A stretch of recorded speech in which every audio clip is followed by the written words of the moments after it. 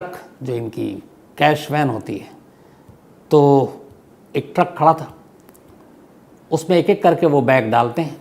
चूँकि उन सारी गाड़ियों के बारे में एलन पेस को पहले से जानकारी थी, वहाँ काम कर चुका था। आधा घंटा लगता है इनको।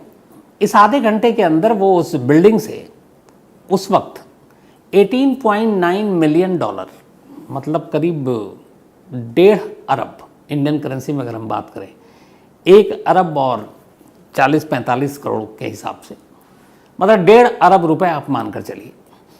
तो ये वो ट्रक में डालते हैं और जाने से पहले एलन को पता था कि यहाँ कहाँ कहाँ सीसीटीवी कैमरे, वो सारे कैमरे को डिस्ट्रॉय करता है, उसके हार्ड डिस्क को निकालता है, क्योंकि उसे ये भी पता था कि रीजनल सेफ्टी इंस्पेक्टर था, और अपने साथ ले जाता। एक भी प्रूफ वहाँ पर नहीं छोड़ता है। सब मास्क में थे तो कोई पहचान भी नहीं पाया। अब चूंकि एलन वहाँ पे पहले से काम करता था तो इसलिए वो मुंह से कुछ बोल नहीं रहा था ज़्यादा। और इसके बाद ये सब ट्रक में लेते हैं और ट्रक लेकर निकल जाते हैं। कुछ देर के बाद जब शिफ्ट में दूसरे गार्ड की ड्यूटी शुरू होती, वो लोग आते हैं तो देखते हैं सबके हाथ पैर बंधे हुए हैं। फिर वो अलार्म बजाते हैं, फिर पुलिस आती है। अब पुलिस तफ्तीश शुरू करती है। इसके बाद FBI के पास केस जाता है। वहाँ कुछ नहीं मिला उनको, बस एक कैश वैन की एक पीछे की लाइट टूटी हुई मिली। तो इससे इन्होंने अंदाज़ा यही लगाया था कि इसी का इस्तेमाल हुआ है चोरी के लिए। अब तफ्तीश शुरू हुई, लेकिन कोई सुराग नहीं। सीसीटीवी कैमरे की सारी फुटेज बर्बाद, हार्ड डिस्क चोर अपने साथ ले गए। अब ये हुआ कि कौन लोग हैं, ये पहले ही दिन साफ हो गई कि जो भी हो सकता हो ये इनसाइडर का हाथ है, क्योंकि इतनी बारीक डिटेलिंग, इतनी जानकारी ये किसी इनसाइडर का ही हो सकता। बाहर से आकर कोई अचानक यूँ चोरी करके नहीं जा सकता है। तो जब तफ्तीश हुई तो पता चला कि इस कंपनी ने एक दिन पहले ही एलन पेस को जॉब से निकाला था। तो FBI का शक हुआ कि बदला लेने के लिए उसने चोरी की हो। एलन पेस से पूछताछ हुई।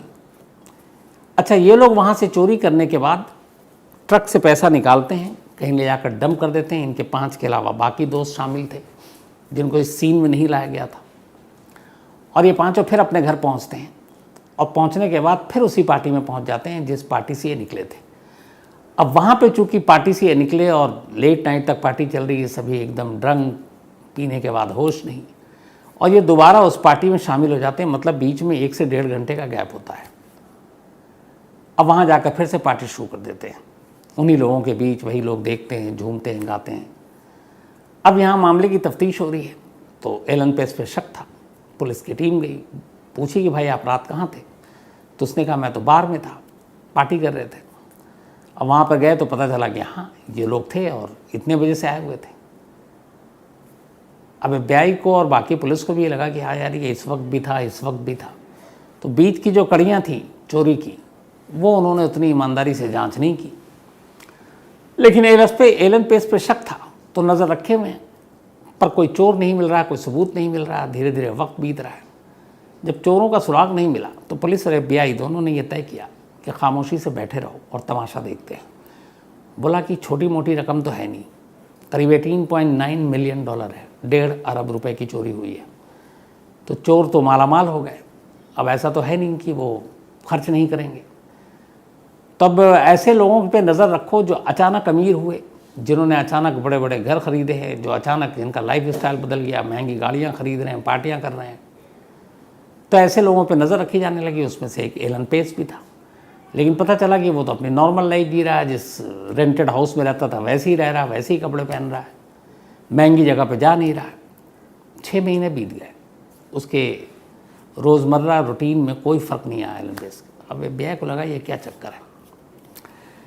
इधर इन लोगों ने क्या किया कि अपने कुछ और, ये 6 दोस्त थे ही थे, कुछ ऐसे दोस्तों को इस साजिश में शामिल किया जो कहीं पर्दे के सामने ना आए। इन लोगों ने एक लॉस एंजल्स में ही इमिग्रेशन लॉयर को कांटेक्ट किया, एक वकील को, और उस वकील को भरोसे में लिया, $1 मिलियन दिया और कहा कि $1 मिलियन है, तुम्हें हमारी मदद करनी है।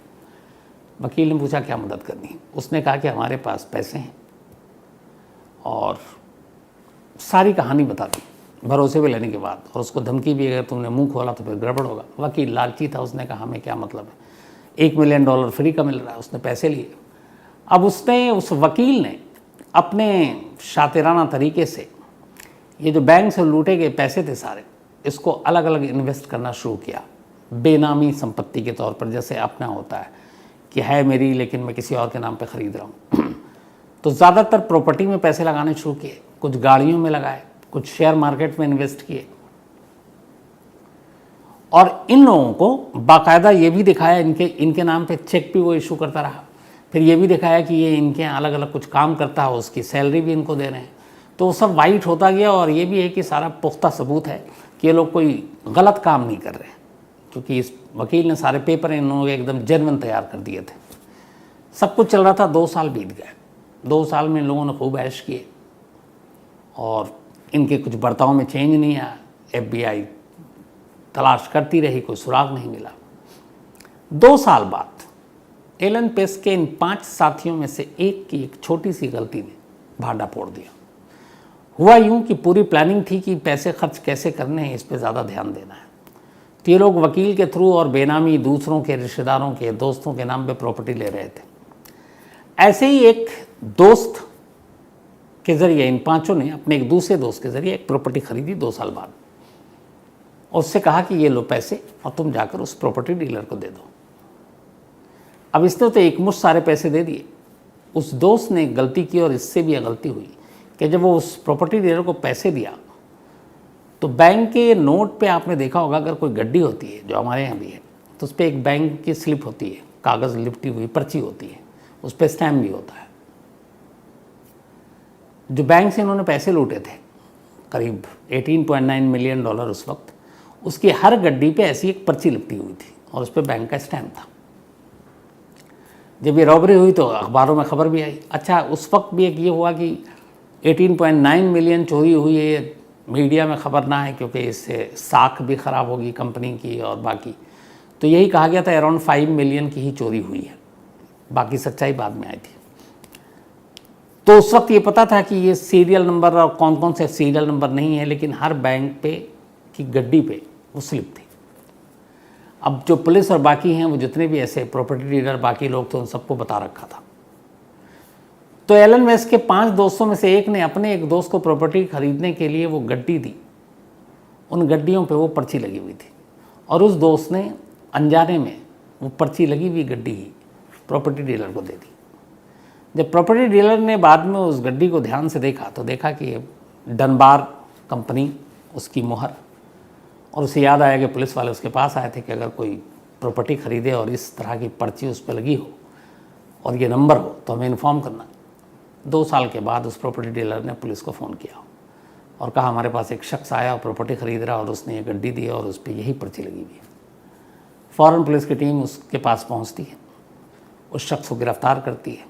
गिरफ़्तार करती है, वो अपना मुंह खोल देता है, फिर वो अपने दोस्त का नाम बताता है, फिर वो दोस्त अपने बाकी 4 दोस्त का नाम बताता है, और इसके बाद फिर एलन का नाम सामने आता है।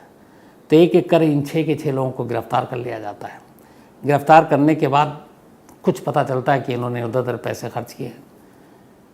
करीब $19 मिलियन लूटा था। टोटल जो हिसाब किताब बना वो बना $5 मिलियन का, कि यहाँ है, ये यहाँ। बाकी के $14 मिलियन कहाँ है, इसका कोई हिसाब किसी ने नहीं दिया, या कहाँ रखें ये भी किसी ने दिया, क्योंकि सारे कैश थे। इसके बाद मुकदमा चला। अदालत ने एलन पेस को 24 साल कैद की सज़ा सुनाई। उसके एक और साथी जिसके हाथ में गन था उसको 17 साल, बाकी को 8 और 10 साल की सज़ा सुनाई गई। सभी को जेल भेजा गया। कुछ और इसके जो दोस्त थे उन सबको सबूत न होने की वजह से छोड़ दिया गया, बट इन 5 को सज़ा हुई, इनमें सबसे ज़्यादा उसी मास्टरमाइंड एलन को हुई थी। इस सज़ा के बाद सभी जेल गए, बाकी सब बात रिहा हो गए थे, लेकिन आखिर में सबसे एलन पेस 2020 में जेल से छूट कर आया अपनी सज़ा पूरी करने के बाद।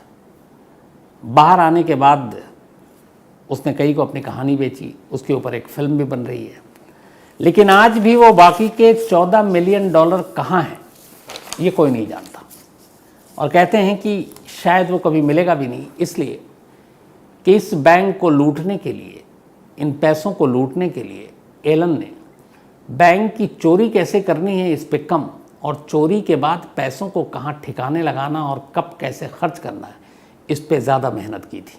जैसे आपने